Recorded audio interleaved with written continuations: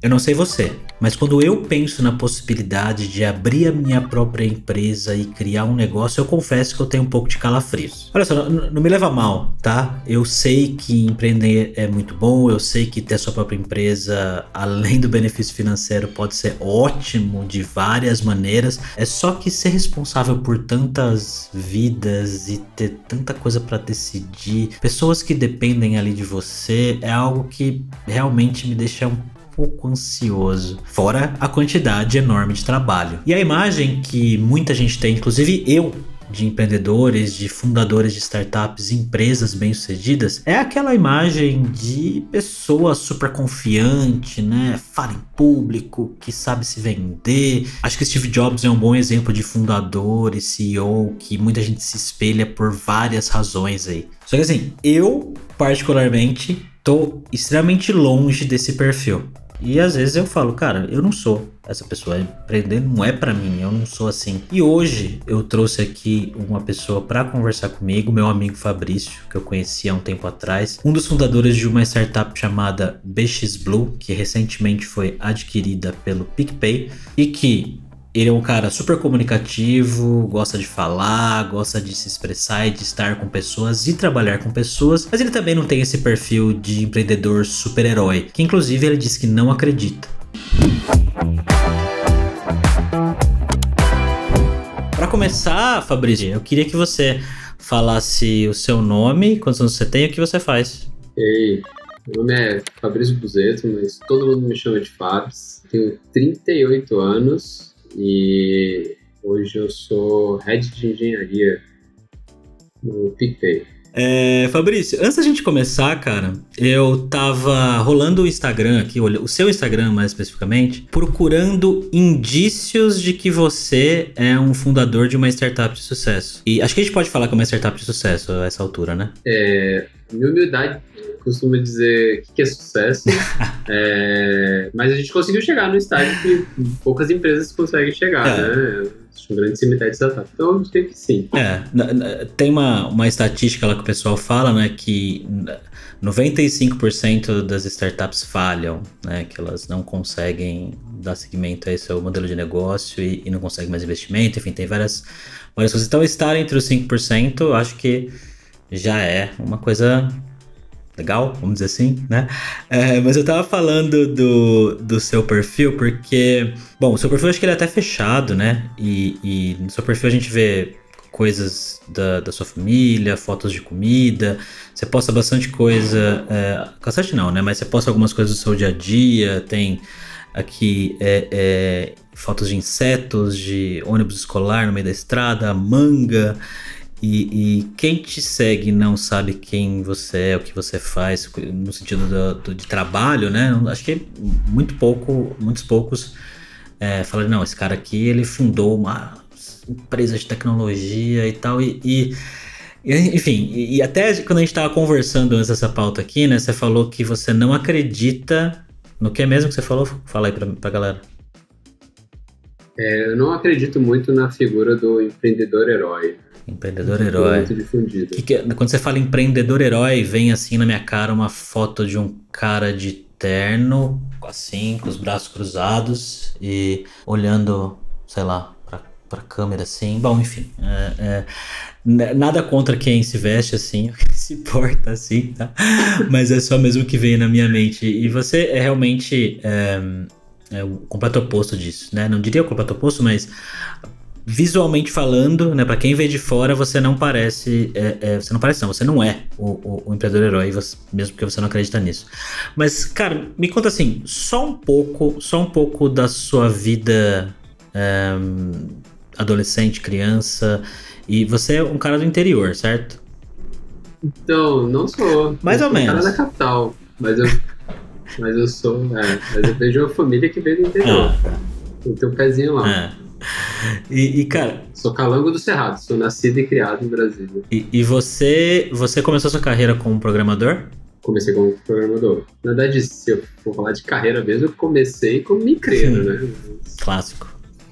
E assim, a ideia aqui não é a gente entrar em todos os detalhes né, da sua carreira e tudo mais, mas eu queria entender como que alguém toma a decisão de empreender. Óbvio que para muitas pessoas que gostam dessa área, que gostam de falar sobre isso, né? Tem bastante gente criando conteúdo sobre empreendedorismo, sobre desde a parte financeira até como levantar capital e N outras coisas. Tem muita gente que gosta disso e tem vontade de seguir essa linha, mas eu particularmente nunca fui dessas pessoas.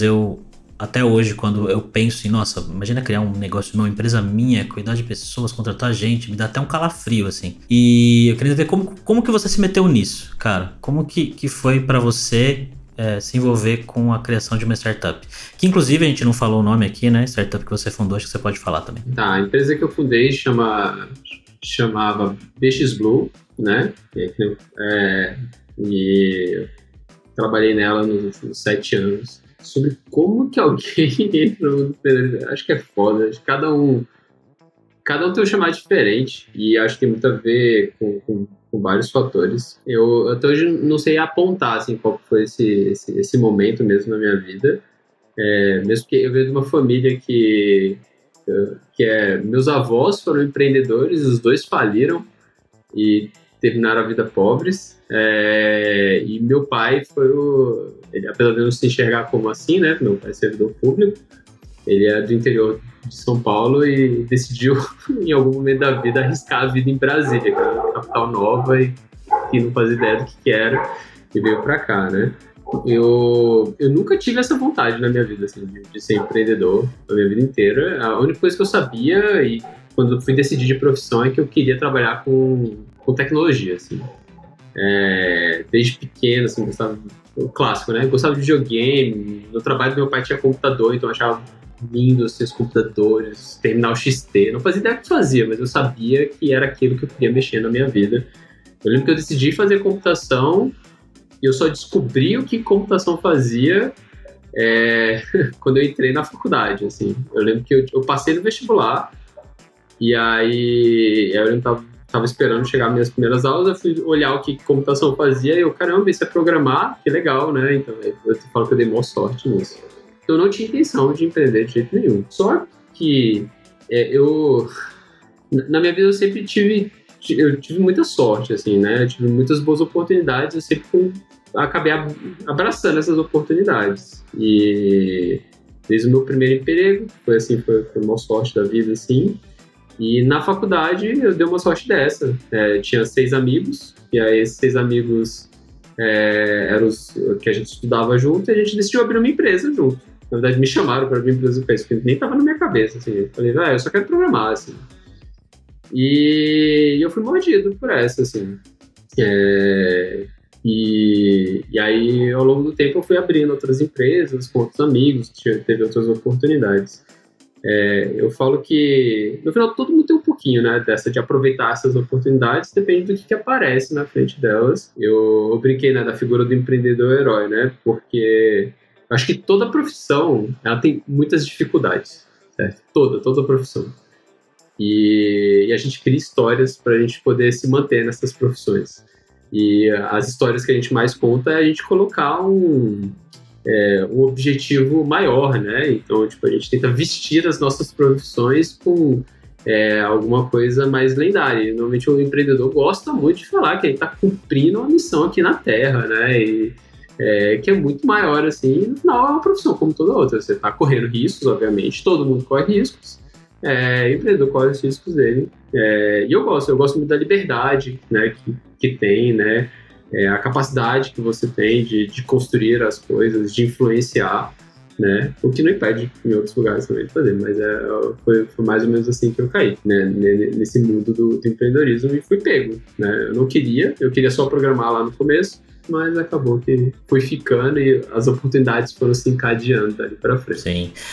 Eu tive muitas conversas, principalmente conversas de bar com amigos de faculdade, conhecidos. A gente bebia cerveja e falava, vamos abrir uma empresa, vamos fazer não sei o que lá. Olha só, tem esse negócio aqui que ninguém tá fazendo, a gente poderia fazer uma empresa e resolver isso. Mas nunca efetivamente fui pra frente com esse tipo de coisa. E eu acho que uma das coisas que é o que eu te falei, né, que me deixa mais ansioso com o fato de ter uma empresa e ser alguém que é responsável por liderar tanta gente, e muitas vezes não só liderar, mas que tá diretamente responsável pela vida daquelas pessoas financeira, né? Porque se você começa a contratar gente, as pessoas dependem de você, que aquele negócio dê certo, que você, né, mantenha as pessoas contratadas e a galera tem expectativas de crescer, e muita gente se identifica muito com a empresa, e quer crescer, e quer fazer coisas, e às vezes não dá pra lidar com todo o crescimento e tudo que as pessoas querem, enfim, várias coisas, né? E essa é uma das coisas que me deixa ansioso de pensar nisso, e também o fato, cara, de que para ser um empreendedor, para estar numa posição que você tava, né? Na verdade que você tá ainda, né? Mas só para constar, né, acho que é legal a gente falar esse ponto aqui, o que aconteceu com a BX Blue, né? Desde a fundação, acho que é legal dar um resumo disso antes de eu ir para a próxima pergunta aqui. Conta pra gente um pouco sobre a história da BX, bem resumidamente, né, o que aconteceu com a BX desde que vocês fundaram a empresa e até esse momento que a gente está aqui agora. Eu vou dar um resumo da história, assim, né? Mas antes só para falar, eu, como empreendedor, vivi diferentes tipos de empreendimentos, né?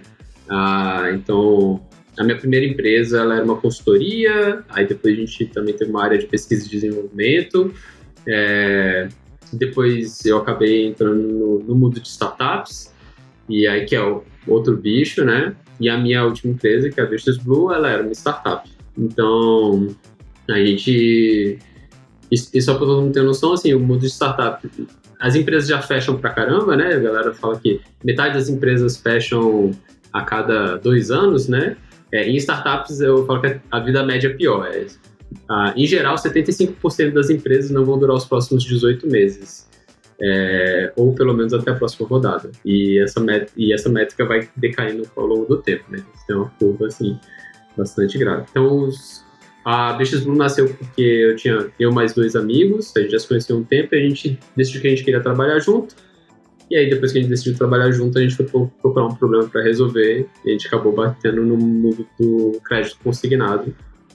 E a gente decidiu construir um marketplace de crédito consignado, e a gente começou do zero, né? Desde os 3 lá, aprender o que era o mercado, construir produto, arrumar investidor. Eu falei, foram 7 anos, então a gente fez muita coisa, assim, né, na VX. A gente fez 3 rodadas de investimento, a gente foi acelerado na maior aceleradora do mundo, que é a Y Combinator.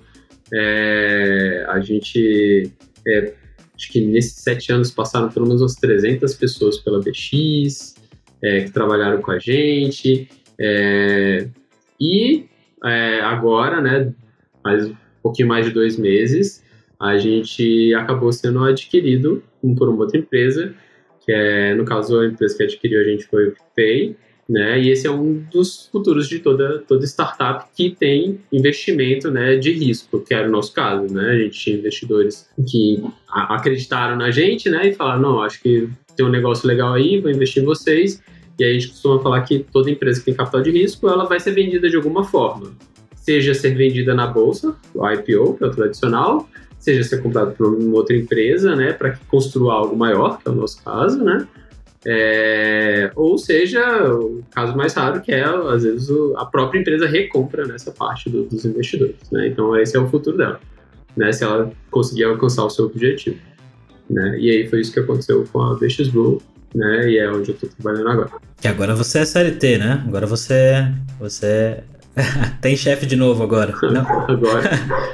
Isso. Eu falo que eu sempre tive chefe, né? A diferença era como é que conversava, né? Porque depois você vai levantando investimento, você tem que participar, né? De board, de diretores, sim. Né? Prestar contas, mas eu continuo prestando contas, só que agora o board de diretores está mais distante de mim. O maior chefe, no fim das contas, acaba sendo você mesmo também. Eu falei isso de um jeito meio... Frase motivacional. Acredite nos seus sonhos. E você falou que você nunca teve essa vontade de empreender, né? Eu meio que já tive, mas nunca fui pra frente. E uma das coisas que acabam me segurando no ir por esse caminho é justamente ter muita gente dependendo de mim, é ter muita coisa para cuidar, muito trabalho, né? E óbvio, tem muitas coisas legais também, né? Mais liberdade, mais flexibilidade em N coisas, mas eu sinto que para você estar numa posição dessa, né? De CEO, de CTO, de C-level dentro de uma startup, você tem que ser alguém que tá sempre motivado. Você não pode chegar um dia e falar assim, putz, hoje eu não sei lá, óbvio que tem dia que você não tá legal, que você dá um jeito, mas você não pode se desmotivar com o trabalho e com a missão, né? Porque você é uma pessoa que tá numa posição muito acima, que lidera muita gente, que tem que liderar muito por exemplo. E, cara, isso é uma coisa que me amedronta um pouco, assim, sabe? Não me amedronta, mas me deixa, caramba, como que alguém pode ser essa pessoa motivada o tempo todo, todos os dias, e não acordar um dia e falar, pô, foda-se essa merda, vou pedir demissão, vou embora, dá minha CLT aqui, chega, sabe? Porque eu tenho essa vontade, assim, normalmente na minha vida, assim, e eu sei que nesse papel de founder C-level, você não pode fazer isso. Ou não deveria, pelo menos, né? Como que você lida com isso, cara? Então, eu acho que essa não é uma regra, e não é o que eu carrego pra mim também não, tá? Eu acho que você pode... E aí eu falo sobre liderança, não é exclusivo de ser empreendedor ou não, né? Acho que o estilo de liderança a pessoa ela escolhe. Tem muitos líderes que escolhem essa posição invulnerável, né? Que é tipo isso que você tá falando. Mas eu acho que todas as profissões acabam tendo, né? Você é uma pessoa que eu admiro bastante. Você tá super exposto, você tá nas redes e eu sempre falo assim, cara, eu adoro o Gabs, que ele é good vibes, mas ele também... Você vai lá, você traz suas vulnerabilidades, né? E isso ajuda você. Eu acho que como líder é a mesma coisa, assim, você expor suas vulnerabilidades, os momentos que você tá também mal, é importante para as pessoas saberem, né? Que isso faz parte do jogo. Obviamente, na maioria das vezes o empreendedor ele é um otimista, né? Porque você não vai começar um empreendimento se você não acredita que você vai fazer alguma coisa melhor do que outras pessoas, né? Ou que você tenha mais capacidade de atacar aquela oportunidade, né? Porque nenhum empreendimento que vale a pena, ele vai começar do zero ou vai começar sem concorrente, né? É muito estranho você ter um problema que não tem concorrentes, por exemplo, né?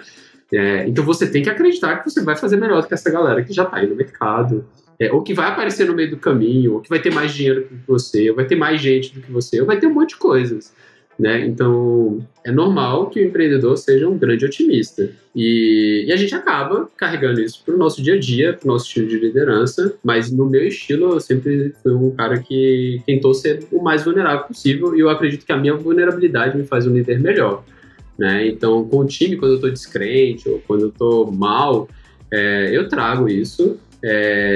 Obviamente a gente tem uma responsabilidade com o time, né? Então a gente traz isso de uma forma que a gente saiba trabalhar, né? Então não vale nada chegar pro time e falar, meu Deus, estou deprimido, não sei o que eu vou fazer da vida, vou abandonar a empresa hoje. Ai, meu Deus do céu, né? Imagina como é que a empresa vai levar com isso. Não, eu tenho um founder desequilibrado aqui, né? Não vou acreditar nele. Mas a gente traz, e a gente trouxe ao longo da história da Vestido, a gente teve momentos bons, momentos ruins, e a gente discutia isso abertamente com o pessoal. Falava, pô, a gente tem um momento pior agora, como é que a gente vai passar, por que a gente acredita que vai melhorar, né? E isso acontece igual ao nosso dia a dia. Tem dias que são bons, tem dias que são ruins, tem dias que a gente não faz nada, não produz nada, e isso não faz desistir da profissão, né? Tipo, tem dia que você não entrega uma linha, assim, produtiva, sabe? Seja de código, de estratégia, o que for, e aí não faz você desistir por causa daquilo, né? É uma sequência de fatos. É essa sequência que é perigosa. Sim. E ela não deixa... Se ela estiver acontecendo, é um outro problema que aí você tem que lidar. Sim. E isso que você falou de empreendedores terem que ser otimistas, eu acho que faz bastante sentido, porque você tem que acreditar muito naquilo que você está fazendo mesmo, para, como nem você falou, para se motivar todos os dias e para fazer isso acontecer, né? E aí, a partir do momento que eu acho que começa a envolver dinheiro de investimento e tudo mais, essa pressão acaba ficando um pouco maior, né? E eu sinto que trabalhar diretamente com founders, que é o que eu faço, vai fazer 10 anos logo mais, né? Porque na Alura eu trabalhava direto com o Paulo a maior parte do tempo, só nos últimos anos que eu acabei lidando mais com outra pessoa, e agora na Alvin eu tô lidando diretamente com os dois founders. Toda segunda-feira eu tenho reunião com eles. Às vezes, eu até postei isso no LinkedIn esses dias, que lidar com o founder é muito bom, porque assim, são pessoas que estão sempre muito engajadas com o problema que elas querem resolver, muito dispostas a fazer tudo dar certo, a fazer tudo ali, e na grande maioria dos casos também são pessoas muito inteligentes, que conhecem ferramentas, que têm certos atalhos para muitas coisas, mas que também tem um overlap de conhecimento com você, que você obviamente tem outros que elas não têm, e às vezes na hora de você debater ideias e querer expor pontos de vista que eles não estão tão familiarizados ou conhecem menos que você, mas acham que, né, tem aquela convicção muito grande que eles estão certos, é um pouco difícil. É um pouco complicado, né? O caminho... E pelo lado de fundador, que eu queria perguntar para você, qual é o limite de seguir a sua intuição como fundador sobre uma decisão e falar, não, quem tá certo é, sei lá, essa pessoa aqui... A gente não tem dado, mas ela acha isso, eu acho aquilo. E como que você já lidou com essas situações? Que eu tenho certeza que você já passou por pelo menos umas 10 dessas. Legal que você cortou o escopo. E que a resposta certa é falar assim, não, a gente tem que acreditar nos dados, né? A gente tem que basear nossas decisões em dados.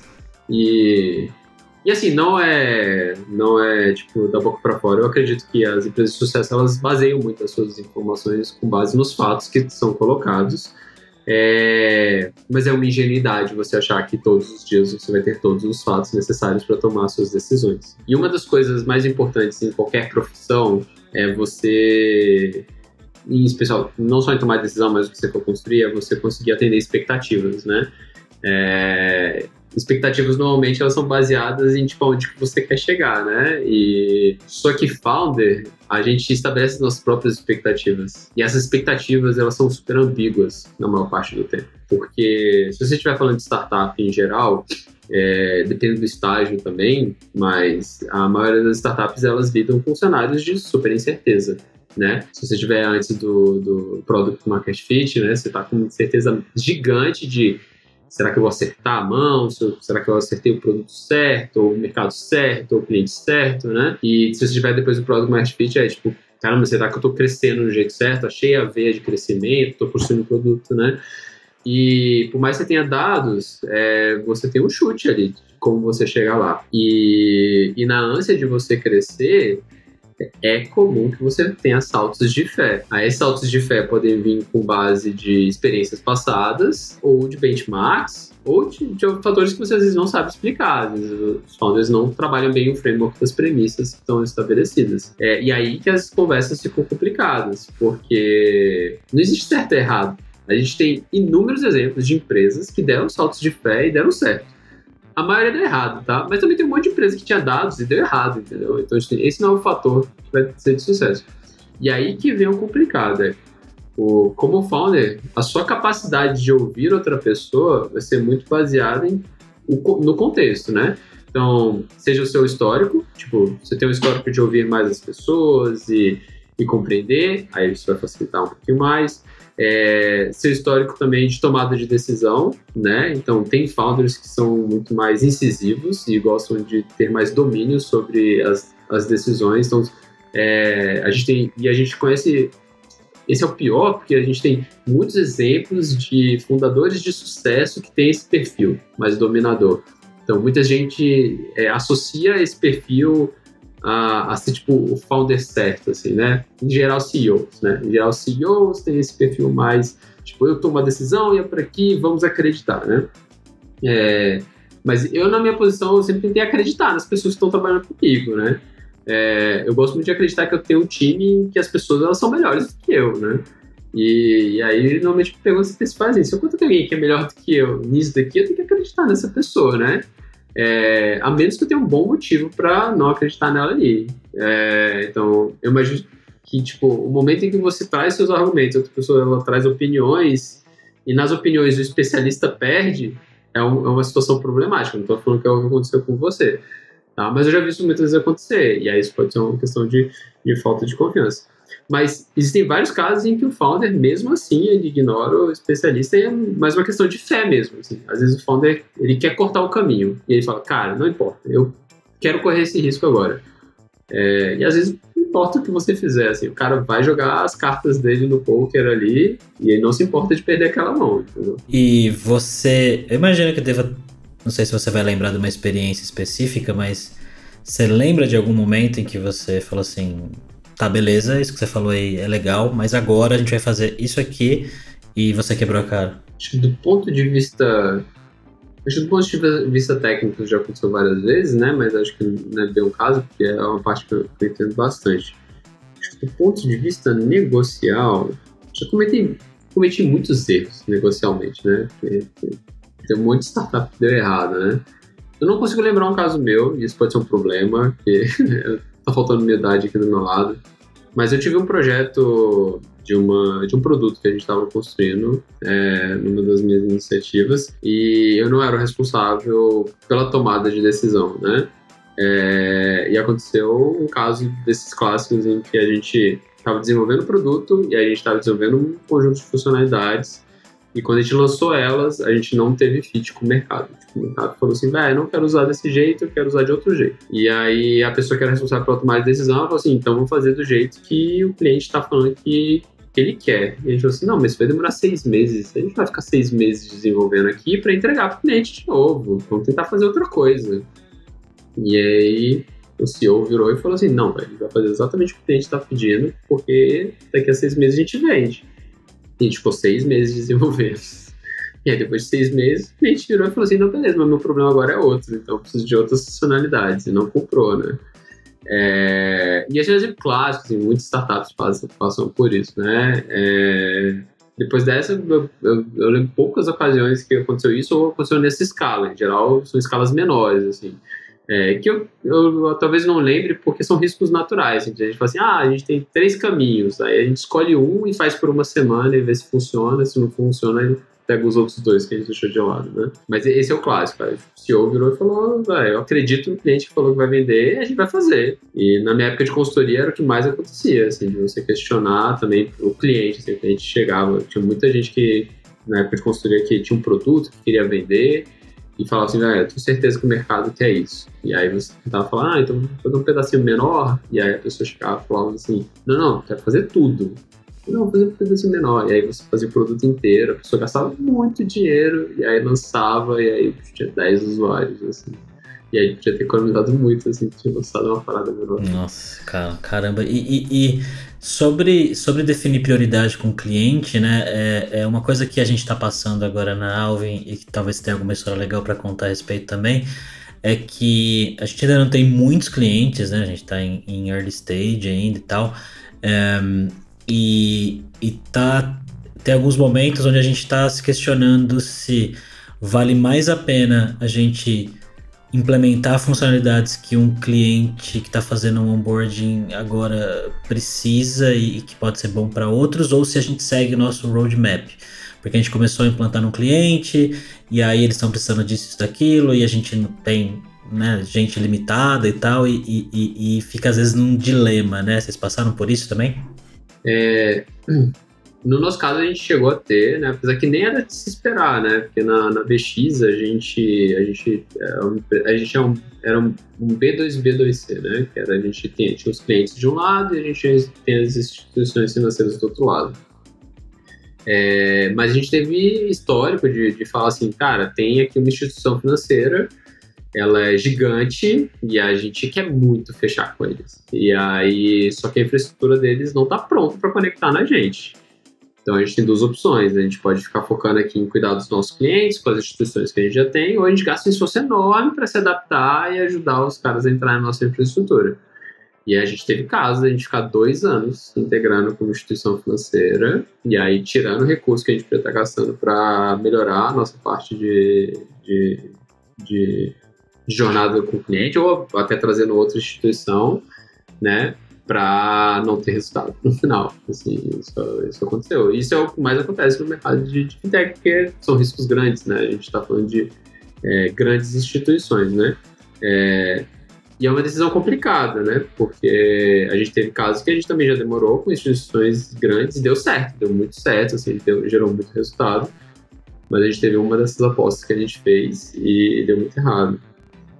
E no B2B, o que mais acontece é isso, assim, tanto que a gente tem casos e casos de empresas que que elas acabam tendo departamentos inteiros dedicados a grandes clientes, porque é uma decisão difícil. Imagina que você tem um cliente lá que está fazendo um onboarding e aí está no early stage e essa pessoa fala para você assim, eu vou te pagar aqui o equivalente a todos os outros seus clientes juntos, ou tipo 10 vezes os outros clientes juntos. Então você aumenta muito a sua receita com um cliente só. Então, você fala, putz, vale a pena, né, te dar esse desvio aqui. Tem empresas que são bem fortes nisso, falam, não vou desviar. Tipo, o Basecamp é uma empresa que é famosa por isso, né? Ela costuma falar que clientes muito grandes, eles demitem do software, né? Porque falam assim, não vou cuidar dessa galera, porque eu não quero ter esse tipo de que se fala, tentação aqui dentro, né? É uma escolha a se fazer.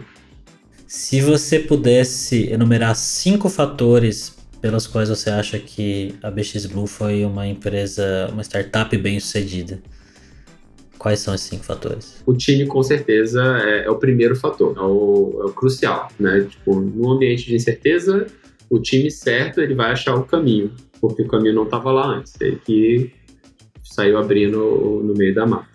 Então, acho que o primeiro fator foi esse. Acho que o segundo fator foi o mercado. A gente achou um mercado que estava propenso para a gente poder construir uma startup do tamanho que a gente estava buscando, em especial com capital de risco, né? É um fator comum, são startups buscarem mercados de muito nicho ou muito pequenos, e a gente tá falando, né, de um mercado de quase 600 bilhões de reais, né? Então, tem muito espaço para você crescer ali dentro, né? Então, acho que o segundo fator que ajudou muito a gente foi achar esse mercado. E o terceiro fator é achar dentro desse mercado o problema real que ainda não tinha sido atacado da forma correta. Então, quando a gente entrou nesse mercado, era um mercado 100% offline, onde os dois lados estavam tristes da moeda, né? A gente tinha clientes tristes que estavam pagando caro e a gente tinha instituições financeiras tristes porque não estavam conseguindo entrar no mercado digital, estavam sofrendo com fraudes e com diversos problemas, né? E a gente conseguiu fazer essa conexão muito bem feita, né? Então, a gente conseguiu achar um problema e aí construir a solução certa para aquele problema, né? Fazer essa ponte entre esses dois lados. E aí, só para terminar os fatores, porque eu acho que esses 3 são os principais, eu acho que o quarto fator que a gente tem aí, acho que foi a alta qualidade do nosso produto. A gente construiu um produto de alta qualidade, né, bastante focado nas duas pontas. Isso foi crucial também, já que a gente tinha 2 tipos de clientes, né, tanto o cliente quanto as instituições, a gente focou muito em como construir essas 2 pontes, e a gente vê muitas empresas que fazem marketplaces não conseguem cobrir as 2 pontas e fracassam. E o último, e não menos importante, é sorte, né? Porque ninguém dá certo no mundo de empreender sem um pouquinho de sorte, né? Sorte de diversos fatores, de estar no momento certo, na hora certa, de ter conseguido investimento, de ter fechado as parcerias no momento certo, de você estar procurando alguém e estar com a vibe certa de achar aquele investidor, aquela parceria. Então a sorte sempre conta bastante. A sorte, ela também teve um papel fundamental assim, na minha carreira. Eu até falo disso algumas vezes, e sorte ter, que nem você falou, né? Ter as pessoas certas ali, aquela pessoa que um dia você conheceu num lugar e daqui 3 anos ela tava lá para, enfim, são várias coincidências, né, que acabam chegando até onde vocês conseguiram chegar aí hoje, né? Coincidências com bastante aspas. E Fabrício, cara, quanto tempo faz aí que vocês foram adquiridos, é o termo certo? Falar que vocês foram adquiridos pelo PicPay? Isso, esse é o termo certo. Boa, quanto tempo faz? Faz pouco mais de 2 meses, né? A gente anunciou aí dia 7 de fevereiro. Beleza. Cara, sendo sincero com você assim, se eu, no meu jeito de ver a vida hoje e nas perspectivas que eu tenho pra minha vida, eu tivesse na posição que você está, a gente não vai falar de dinheiro aqui, obviamente, mas com certeza você, né, quando uma startup é adquirida e você faz parte do time fundador, você acaba sendo bem beneficiado com aquisição, com qualquer que seja, né? Obviamente que você não vai me falar quanto que caiu lá na sua conta corrente depois que esse acordo foi fechado. Eu também não vou perguntar, beleza? Mas se quiser falar, você me manda depois ali na DM. Mas eu já estaria pensando em quando que eu ia me aposentar, cara. Eu já ia falar assim, beleza. Eu acho que se eu fosse você, eu não ia nem assinar a CLT. Eu só ia falar, beleza, depositaram na minha conta e é nóis. Amanhã tem outro CTO aí. Tô brincando, obviamente, que eu sei que não é assim também.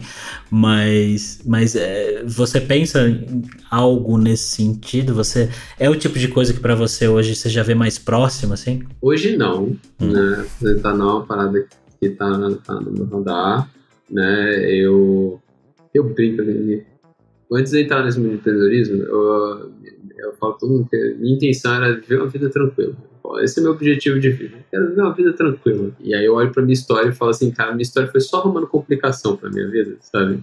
E aí, tipo, me chama pra abrir empresa. Beleza, vou abrir empresa, sacou? Aí depois, tem tal de startup, vou abrir startup. Vamos abrir startup. Vamos agora, Vale do Silício lá, velho, porque decidi investir na gente. Sei lá, whatever, vamos nessa, sacou? Tô sempre arrumando esses problemas na minha vida. Mas uma constante que eu vejo, assim, cada vez que eu arrumo esses problemas, é que eles trazem novos desafios, né, e novos crescimentos, né. Uma das coisas que eu mais gostei dessa minha experiência nos últimos 7 anos com a BX, apesar de todo o meu histórico empreendedor, e todos carregam nisso, é que trouxe uma experiência única para mim, né? E cada uma das empresas foi uma experiência única.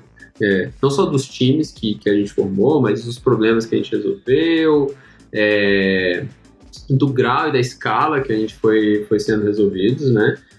E hoje, assim, após a aquisição, como eu falei, a BX não acaba, ela entra numa nova fase, né? Então, hoje a gente está com um parceiro que é enorme, e a gente tem uns novos desafios para a gente desenvolver, né? Nenhuma empresa é adquirida como seu fim, ela é adquirida como um novo começo, né? Para você construir coisas maiores. Então, hoje eu tenho um desafio na minha mão muito maior do que eu tinha antes, né? Para construir, e aí eu estou com ele lá. E aí lá no futuro, com certeza, eu penso em aposentar, né? Eu tenho 2 filhos, eu quero passar tempo com eles, mas não agora. Agora a gente crescer, continuar cuidando do time, obviamente, né? O time inteiro continua com a gente, né? A gente está fazendo um trabalho incrível aí, e a gente tem planos muito mirabolantes aí para o futuro. Em breve as pessoas vão ver. Esses dias um cara, eu não lembro quem foi, que me lembrou, ele mandou uma mensagem falando que lembrava de mim porque, sei lá quantos anos atrás, em um dos primeiros programas ao vivo lá que eu fiz na Lura, eu falei que eu era um programador de humanas.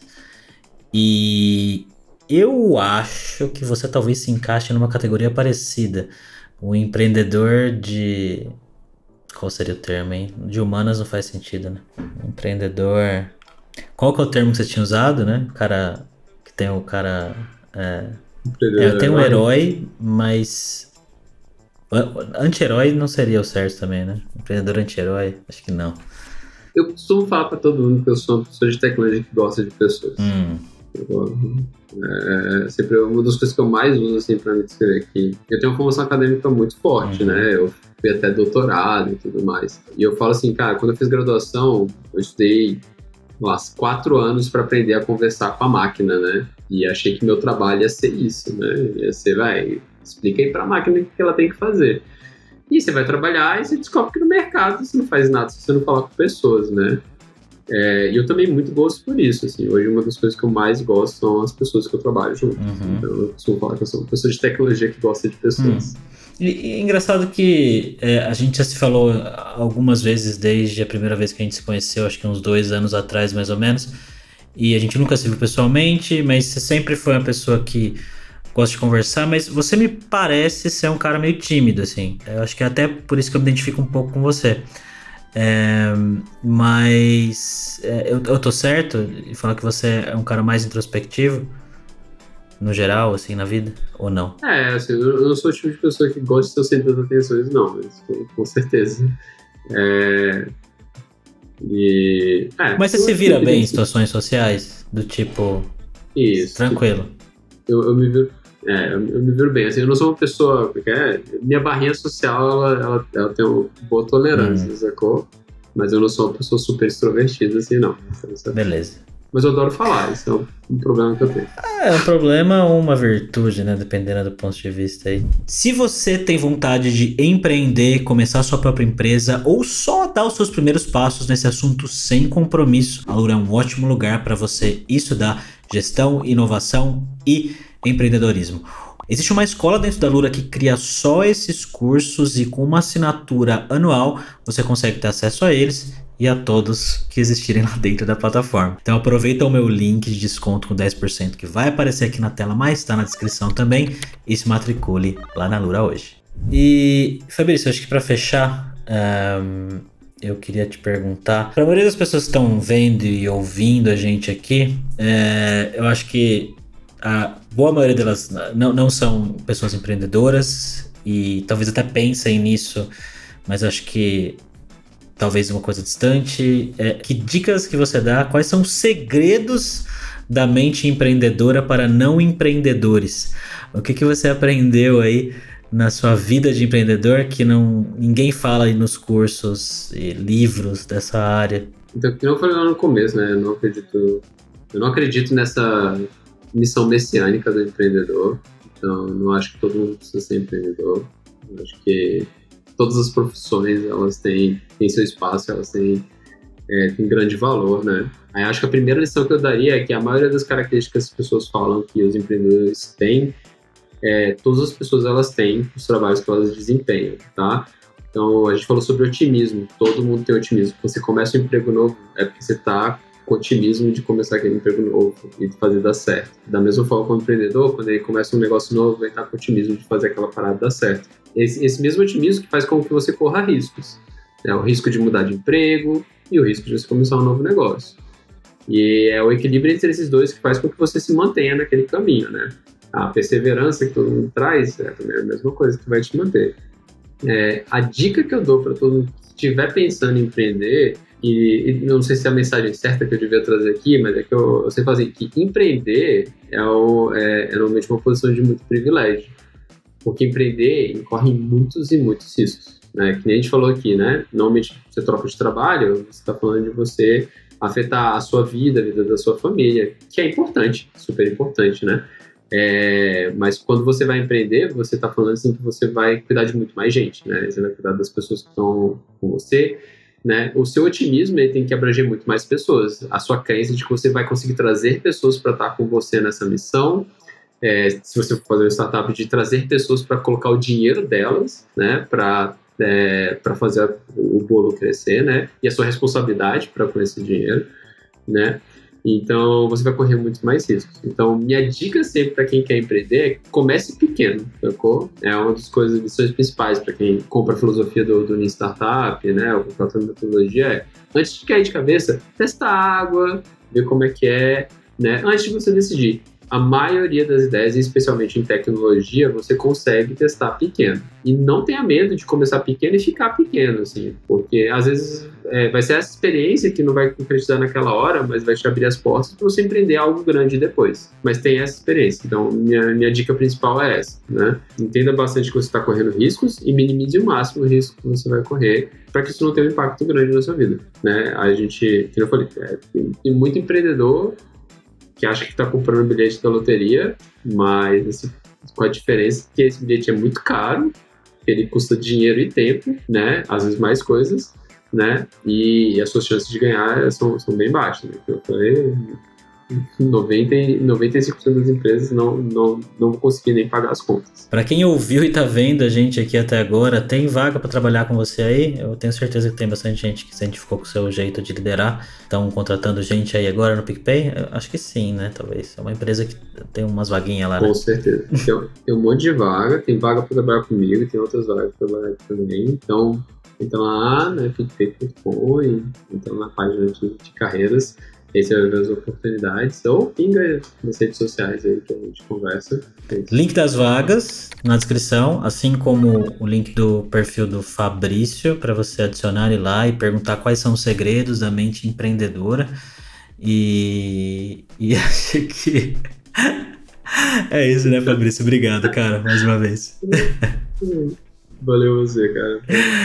O Fabrício é um cara muito legal, né? Eu não sei vocês, mas eu realmente adoro conversar com ele. Ele é um cara muito honesto e essa parte de cuidar de pessoas, né? De gostar de lidar com pessoas e saber valorizar as pessoas que estão do seu lado, eu acho que é, como ele disse, essencial não só para empreendedores, mas para qualquer um, né? A gente entra nas faculdades de tecnologia, a gente entra achando que o trabalho é escrever código e lidar com máquinas e sim, isso é uma grande parte do trabalho, mas no fim das contas a gente desenvolve software e faz coisas para as pessoas e são as pessoas que tomam decisões sobre como isso vai ser construído, como vai ser priorizado e mais um monte de coisa que tem, mas não tem a ver com tecnologia ao mesmo tempo. Fabrício, mais uma vez, cara, obrigado pela sua conversa aqui comigo e eu te vejo em breve. Tchau, jovem.